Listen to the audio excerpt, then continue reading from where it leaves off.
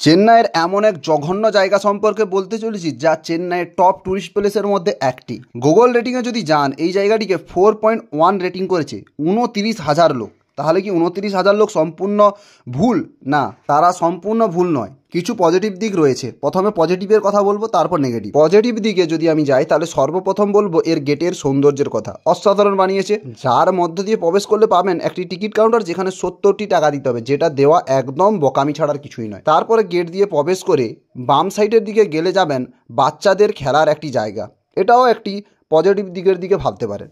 এখানে রয়েছে পুরনো এবং বিশাল বড় বড় অনেকগুলি গাছ, যেগুলির কাণ্ড পোশাকা চারিদিক বিস্তীর্ণ হয়ে একটি বিশাল ছায়ার সৃষ্টি করে, যার কারণে একটি শান্ত অ্যাটমসফিয়ারের সৃষ্টি হয়, যা চেন্নাইয়ে পাওয়া খুবই অসম্ভব একটি ব্যাপার। একেও আপনি পজিটিভ দিকের দিকে রাখতে পারেন। নেগেটিভ দিকের যদি কথা বলি, এখানে মেনটেন্যান্সের বিশাল অভাব রয়েছে। গুগলে যে ছবিগুলি আপডেট করা রয়েছে সেগুলি এখন আর এখানে নেই বললেই চলে। নৌকো, টয় ট্রেন, ড্রাগন সব কিছু এখন ভঙ্গপ্রায় বললেই চলে।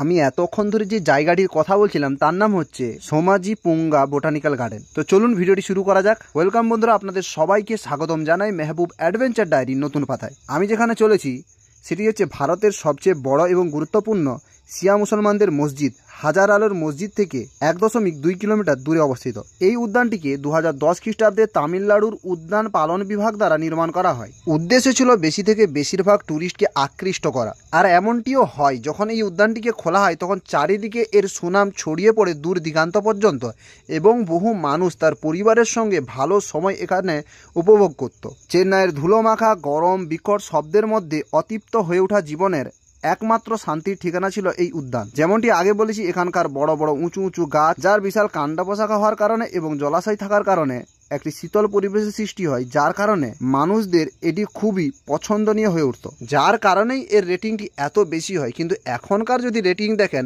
বেশিরভাগ ক্ষেত্রেই নেগেটিভ রিভিউ দেখতে পাবেন। এখানকার নেগেটিভ পয়েন্টের মধ্যে যেমনটি বলেছি, সব থেকে বড় হচ্ছে মেনটেন্যান্সের অভাব। এখানকার যেভাবে তৈরি করা হয়েছিল 2010-এ, তার বেশিরভাগ জিনিসই এখন আর উপলব্ধ নেই, আর যাও আছে তাও এখন জঞ্জালে পরিণত হয়েছে, যার কারণে দেখতে সুন্দরও এতটা লাগছে না। এটি নাকি বোটানিক্যাল গার্ডেন, যেখানে নাকি 500-র উপরে গাছ রয়েছে, যার মধ্যে কিছু বিপন্নপ্রায় এবং কিছু ইউনিক প্রজাতির উদ্ভিদ রয়েছে। কিন্তু এমনটি আমার আদৌ চোখে পড়েনি। খুবই কম ধরনের গাছ এমন রয়েছে যেগুলিকে আমি চিনি না বা কিছু ইউনিক হতে পারে।